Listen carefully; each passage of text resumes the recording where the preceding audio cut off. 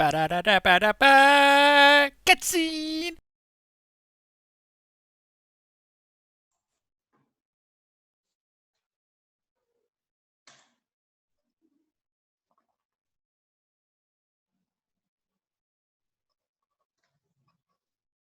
Hey, Tom. Can you hear me? Oh, I can't hear you.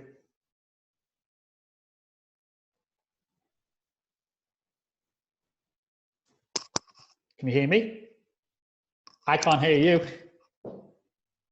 Put your hand up if you can hear me. Oh, I don't think you can hear me.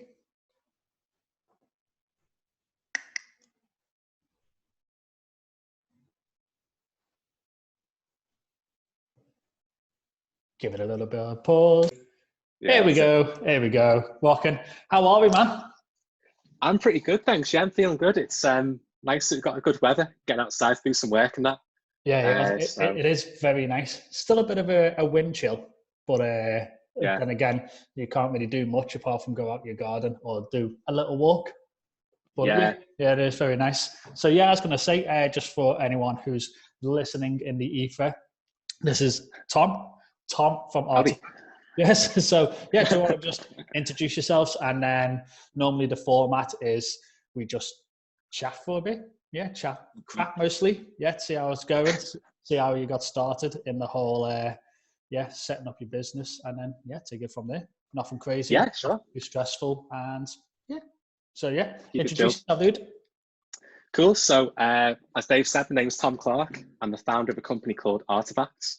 And our mission, if you like, is to deliver creative solutions for creative products. And what that means basically is that we want to create products that tell something with a narrative. So instead of just delivering something that's very computational, very practical, we want to do it with a bit of whimsy and a bit of fun. And the first product we've come out with, or going to come out with, I should say, been a bit ambitious there, is a product called Noiseey, which is a smart music instrument. So that's what I'm working towards at the moment. That's what I do most of my time. With the way things are, obviously with the virus, I've got a lot of time to do that. So oh yeah, that's it's probably a double-edged sword of that, I'm afraid.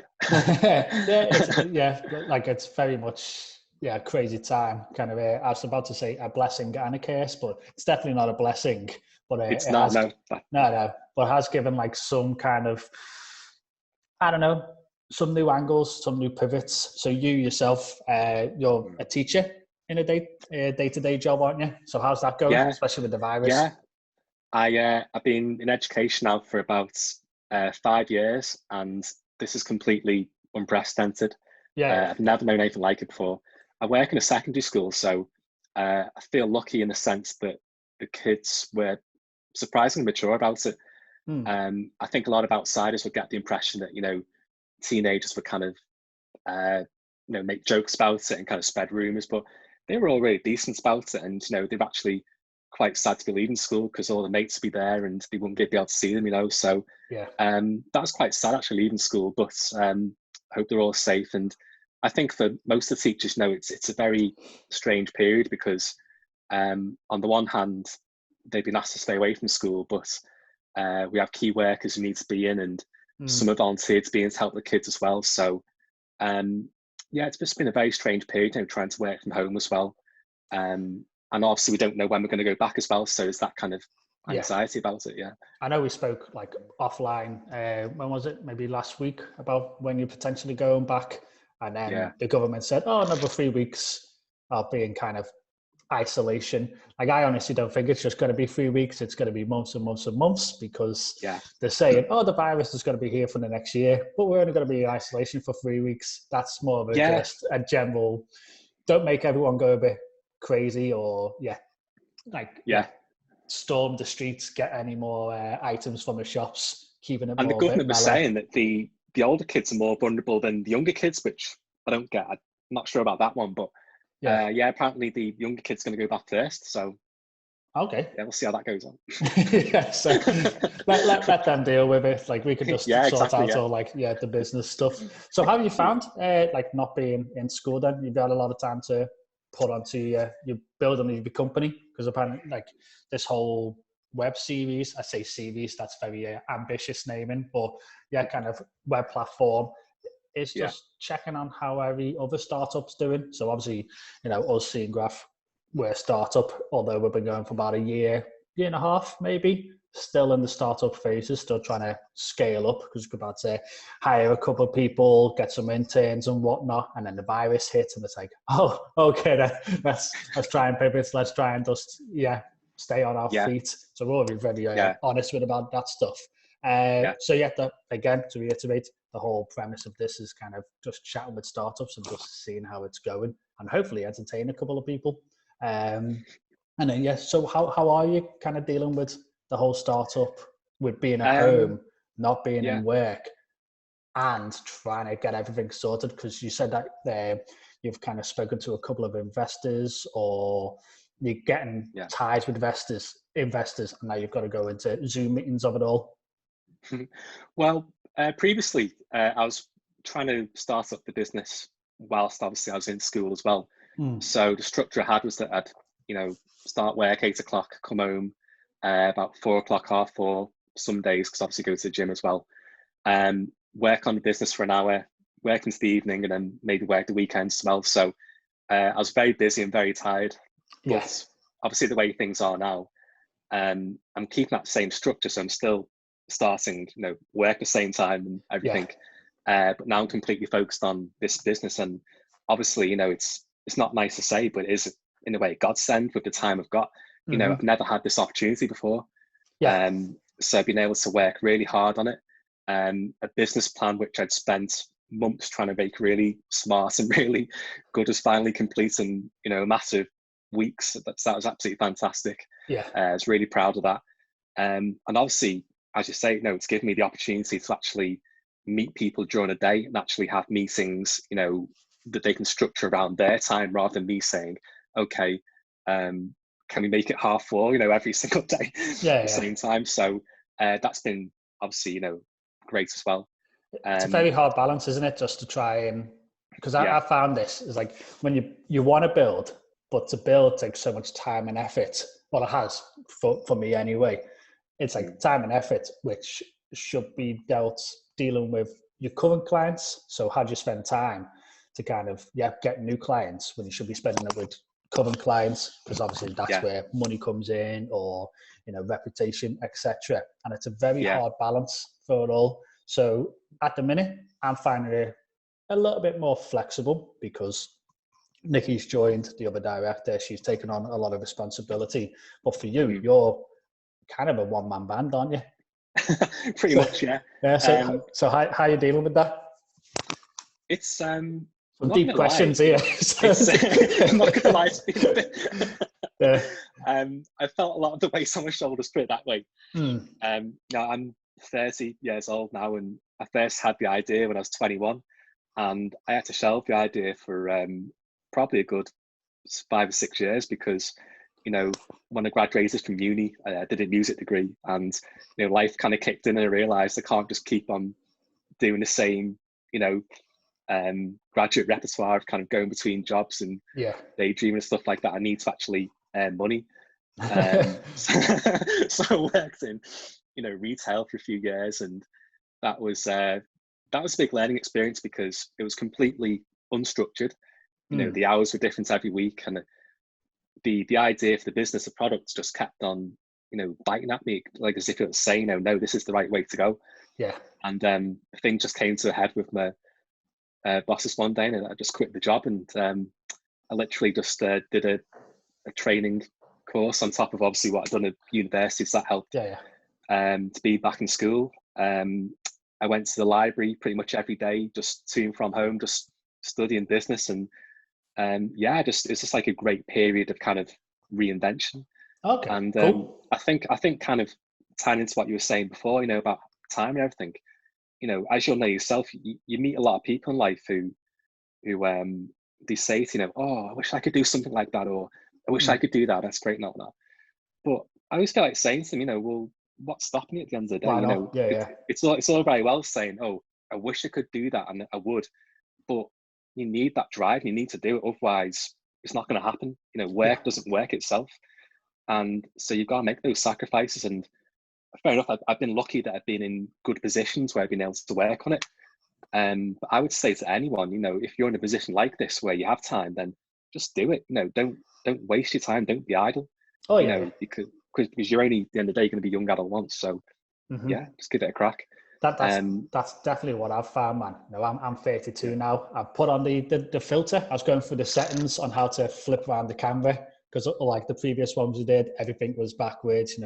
So you can't even do behind the Scenegraph logo was backwards. And then I noticed like, oh, smooth filter. Oh, it makes me look a little bit younger. So I don't want to take it off. So look back on a previous video. It's like, yeah, he looks about 42, not 32. But definitely what you said was like, just go and do it. Just try it out. Because like, I'd prefer to go through and say I failed or I failed fast. And absolutely, yeah. Then they just go, I wish I could have done that, or I wish I should have done that kind of thing. Absolutely, yeah. If I've learned one thing, it's that success isn't having great ideas. It's about testing ideas.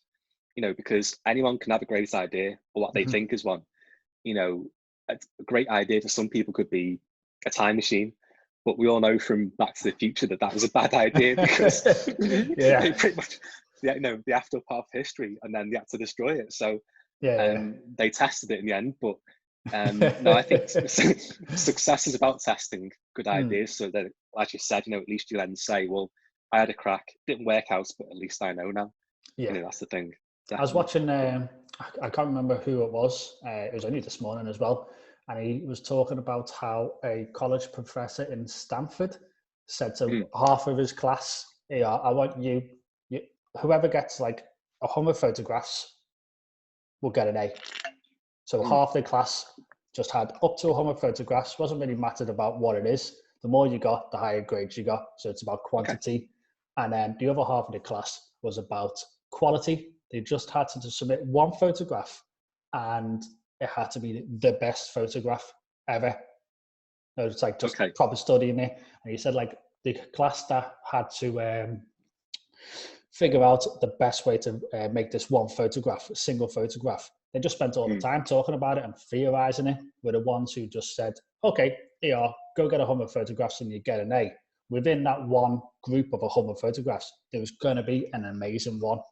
And it just kind of hit home as like, because a lot of people say, oh, you could keep going down the rabbit hole, keep being reactive, but you got to test the ideas. You got to go out there and test them. Yeah. And one of them is going to be boss.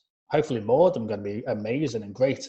Yeah. But it makes complete sense. If you're thinking just too singular and not being a little bit reactive, then you're just going to waste your time going, I want to go this way or I want to go that way. And, you need to plan. But I think planning, if you're doing too much of it, you just never do.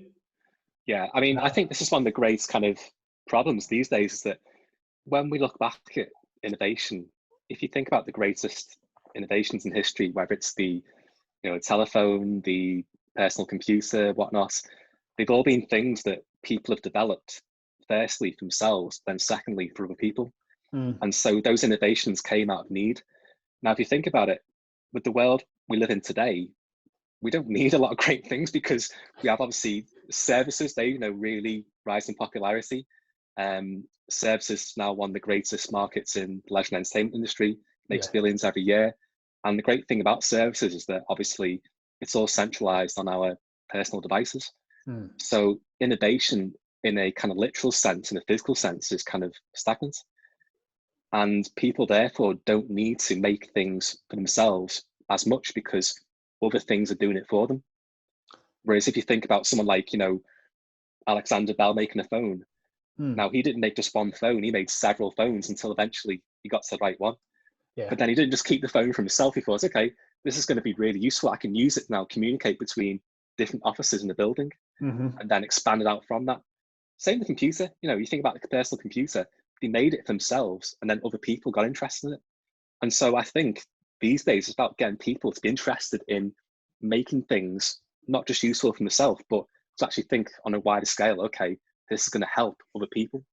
Oh yeah, I think that's what you need to do, is just think, how do you things try and help other people? So hopefully like these video blogs will help a couple of other people or just find them entertaining, but it's about everything else. And what people always say when starting a business, or what they said to me a bit too late, because obviously friends and family, oh, you're going to do great. It's like, yeah, unless they've got businesses already. It's like, of course, your mom's going to say you do great. You're great at everything it is. But it's that essence of what is the pain point of your clients or your customers, or who are you trying to help? What is the mission statement? And I think what yours is, obviously, I'm very biased because I'm helping you build your Noiseey product.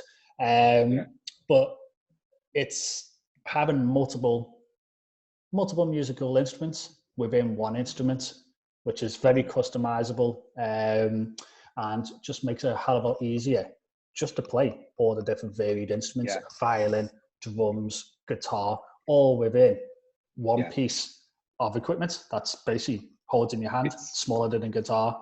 It's basically the same size as a violin in essence. Well, the prototypes are. But would you agree with that? That it's making a hell of a lot easier for people just to absolutely have instruments? I look on it as being an evolution of the keyboard.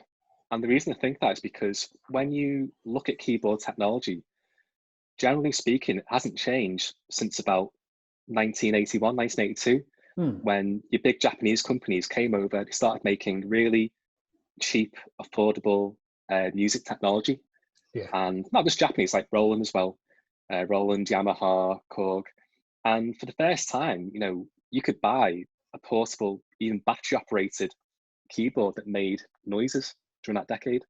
So obviously that was innovative for its time. But the key technologies haven't changed in decades. They're still exactly the same, even down to the fact that you have these random, stupid buttons like DJ buttons and effects buttons that make really annoying sounds. That hasn't changed. And what's even more frustrating, I think, from a market perspective, is that if you look at the price range, which generally speaking is between about 80, 180 pounds, if you go to the top end of that price range, the only major differences they're advertised and that the companies actually bank on it in terms of the USP are these silly software features that claim to be for tuition, for things that are going to actually help improve your learning, but actually they're just things that they're just riff-raff. It's just riff-raff at the end of the day. And I found that really frustrating. I think that's the reason why I love a product like that. I keep looking over there because I've got the 3D prints. It's because it's contextual, and the fact that you can actually, using the software, change what's on the screen rather than being limited to those keys, which, whether you like it or not, are going to play a violin sound. That's it. Exactly. So being limited by the physical attributes instead of the digital attributes. So it's the reimagination of musical instruments in a digital format, which is awesome. That's why I like working with you, because we've known, for everyone out there who's watching, me and Tom, we've known each other how long now? About a year, maybe a bit probably longer. 2 years now, mate. Come up to 2 years. So we got together through Liverpool John Moore's Activate program through the awesome Jonathan Clark. No relation to you, so it's same second names. And then it's just been boss ever since. So during that 2 years then, because obviously it was very early days, the initial prototypes while I was still working at the old job, would you say that the business has flown by, or those 2 years have flown by with the business? Because this is what I'm finding is although I'm saying I've only been doing this a year and a half, roughly, the company's been formed, the Scenegraph Studio has been formed since 2017. Didn't really do anything with it because it was against policies with the old job. But then I did what you did. I was like, right, I quit. I'm going to do this. Life's moving too fast. We might have kids soon. I need to try this before we do have kids, before we're locked down to do X, Y, Z. But from that quit, I've gone off on a complete tangent. I don't even know where I was going with that question. Take a breath. So knowing where we kind of come from. How fast has it been for you? That's where I was going with that one. Absolutely flown by. I literally can't believe how long it's been since we first met. And obviously I remember it like yesterday. And just as a kind of a little reminder again, I mean, we got to that stage because I initially went to the Wirral Chambers in Birkenhead, Birkenhead Docks, And they put me in contact with you guys because they said, well, obviously, you're a graduate, so I'm sure they can help you out in some way. So they set up a meeting with there's Tabia Mohammed and Ibrahim. So when you're saying you guys, you don't mean like, doesn't mean like Scenegraph, but meant Liverpool John Moores Uni and Activate and LCR Activate, a couple of grad people there. Right. So that's who Tabia and Ibrahim were. Yeah, that's right. They work for LJMU. And it was probably that day when we first met, it was you, those guys, and John as well. And that was a real turning point for me because up until that point, I'd only really kind of pitched the idea to, small groups of people like friends, family, obviously the World Chambers as well. And I kind of look back on it and thought, well, this is the first time in my life where I've actually pitched something in a business sense. And I felt completely comfortable doing it. There's no sort of anxiety. I didn't feel nervous about it. I just did it. And everything just came together. And I'll never forget it because John said to me, wow, like this is actually a really novel idea. And I got it straight away. And that just made me feel like $1 million because I just thought, well, this could work. It's not just a dream. Yeah. It's because you believe in it, isn't it? You fully believe in it. Hopefully. Yeah. Oh, yeah. It's definitely a boss idea. You believe in it, but it's also simple. As you said, you just got it. Like you clear and explaining what it is. He understood it, and you're fully behind it, which is pretty cool. So, yeah, definitely. So from there, we did a 3D print, which is what I've been pointing to. So this is really just to kind of get a physical, sort of tangible feel for the. Yeah. Sorry. Yeah. So, Robbie. So this is. I'll just do it from left to right.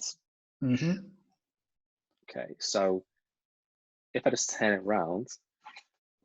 The screen would kind of be, across here. So you have to imagine the screen would be across there like that. Yeah. Over here, we've got a chin rest. So if I'm playing violin, obviously I put it under my chin like that. I can bow it like that. If I was going to play a keyboard instrument like a piano, then just lay it down on a flat surface and it can obviously key it. If I was playing a wind instrument, then there's going to be a mouthpiece with a pressure transducer there, so I could just blow into it. There's obviously the percussion, which means I can beat it or I can use balance to shake it. We've got strings, so what we've been working on, we can obviously play guitar, we can, we've got the violin as well. So 6 instrument families in one. And having this physical model was a real step forward because although it's simple, this is what I was coming from. And this is one of about a dozen foam models that I came up with in that time. Yeah. Now this is actually the very first thing that I came up with, which was about a couple of days, which is about a couple of days after I first had the idea. And I went down to a shop and I bought a swimming aid, like a noodle. Yeah. Cut it up, put some holes in it for where like what would then be buttons. A carry handle on it as well. And I put a hole in there so I could put a torch into it and then torch would all light up through the holes so it looked as though it was all lit up. Amazing. And so that was my kind of first kind of foray into prototyping. Hey man, when you make your millions, that's got to be in a glass case, in the office. So. With the Apple one, yeah. Yeah. So no, that's amazing. But I think the thing is, like I always think, look at that, and then you go to that. Even though they're both not functional, the transformation from those things is just incredible. And that to me says, well, all that time has gone into thinking about the ergonomics, the features of it, just everything. I mean, there's just that many things that go into, design the product. And I feel very fortunate that in my kind of academia that I've done a lot of different creative things. So everything really just came together. I did product design, did graphic art, obviously music as well. So the fact that those all came together was just the best thing ever. That's why I love doing it. It's because I'm doing something I'm passionate about. Definitely, it definitely goes that way. So from the 2 years that you've been doing it then, and for anyone else who wants to start up a business or even doing already started a business, what advice would you give them? What advice would you like yourself to go back, back in time, through the DeLorean? Yeah. What advice would you give yourself then? I think the first thing I'd say is if you are designing a product, then you have to appeal to the audience's instincts. And what I mean by that is obviously when we're talking about instincts, we're talking about things that feelings, thoughts that we take for granted. So to give you an idea, if you think about, I don't know, say like a Dyson vacuum cleaner, that obviously looks like space age. There's nothing else really like it on the market. And to an audience, that said, at the time it came out, this thing is completely different to anything else on the market. But the thing about a Dyson vacuum is that it looked a certain way because it was its function before its form. So it was exposing, it was transparent, and it was very particular in how it looked because the audience then knew that the technology behind this product was obviously quite novel. Okay, it had the the cyclone technology, which causes the lack of the, lose my words now, so it doesn't lose pressure basically. So by making it that particular design, making it transparent, exposing that technology, the audience then knew, okay, this is different. I'm not quite sure why, but it looks different. Yeah. When they looked into it, that's when they realized, okay, I like how it looks now. It looks like something that NASA made, maybe. It looks really cool. Stylish. So yeah, so that's appealing to one instinct, which is that this isn't a traditional technology. This is something that's actually innovative in that space of vacuum cleaners. So I think appealing to those instincts is absolutely crucial. You can't change audience behavior. Okay. No. You can be arrogant, so you can be stubborn and say, okay, I really am going to do it. But you can't do that because you don't know your audience that well. You can try and guess it, you can try and gauge it based on trends, but you can't try and really change that behavior to a great degree. So I think appealing to instincts is really important. But I think also it's going back onto what I said earlier, it's just really just being absolutely and ruthlessly just driven on your own passion. Yeah, absolutely. Because at the end of the day, I think if you are so passionate about what you're doing and you really believe in it, then you'll be willing to make the sacrifices.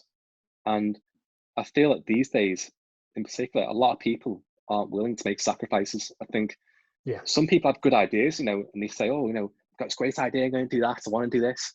And again, it goes back to what I said earlier, when people say they want to do something, but they don't go and do it because they don't want to make those sacrifices of time, of money, things like that. Yeah. And they have to understand that if you look back again through Gainers history, people have made those sacrifices. It doesn't matter who you are, they've got to be made because otherwise it's not going to come to fruition. No. Again, I've been lucky in the sense that, I've been very good with money. I've tried not to spend a lot, been good with where I lived and stuff like that. So, I've been very conservative in that sense, but I understand not everyone is lucky. So there are some kind of, there's always swings and roundabouts and stuff. And exactly. Other things that come into the equation. Yeah, but certainly, I think if you are passionate about what you're doing, then you have to make the sacrifices because it's not going to happen otherwise. No, I completely agree with you. But I think fortunately, we do live in a country where, if you ask for help, you will get it in some form or another. It might not be monetary, but it'll always be, a shoulder to cry on, or just, friends and family. So I'm very lucky to have a big family and a big friends list. But if I knew if anything went wrong, I'd always have not a get out of jail free card, but if we ever lost a house, we'd always have a couch to sleep on or floor, which is always very lucky. But going back, just one question about say all the passion and what advice would you give to yourself? What technology are you using? So you said that you're doing a lot of designs, etc. So just on the last question, what tech do you use to actually get your business up and going? So I try and keep it as simple as possible. I've just got a laptop, just a MacBook. I've got an external display, so I can just use those both at the same time. I think it's really important to be organized and to actually give yourself a lot of space because, again, I know it's convenient having a tablet or a small laptop, but you do need that scope. You need to actually spread everything out and say, okay, I can move from this to this now. So I just try and keep it really simple, but at the same time spacious. And really, I do spend a lot on software, but I think that's mostly because I appreciate how much value it adds in terms of productivity. Yeah. There's one particular app I use called Things, which is really good task manager. It's a little bit like what do you call it, Trello? Okay. Except it's just it's a bit more personal. It's not like, it's less team based. So Things is really good. Is that a Mac only one? It's multi-platform, I think. So okay, yeah, cool. I'll have to look Android into as well. Sweet. Yes, that's pretty good. Obviously, in terms of audio, I use Logic Pro. That's what I've been doing for just protoing different samples, different audio things for the device. Yeah. That's been great. But yeah, just try and keep it as simple as possible, really. Yeah. I did get a Raspberry Pi, but I'm still trying to get into the tinkerer, the tech type of way, and hobby stuff. Yeah, so Raspberry Pis, got loads in the drawer that we had big ideas for. Did a couple of projects, personal projects, but the rest are just kind of fell by the wayside. So yeah, I'll definitely have a look at that Things. So the one that I always use is FreeCamp. Got onto it about 3 months ago, and it's a godsend. So you get a free account. I'm not sponsored by them. I wish it was, but maybe one day. So no, but I do think that's helped us, because you can invite multiple people, as many people as you want on the free account, as many projects as you want. So it adds a lot more than Trello, and it's just clean, simple. It could be a little bit better on some things, but you can't complain for free stuff. And the other thing as well is just traditional pen and paper and notebooks as well.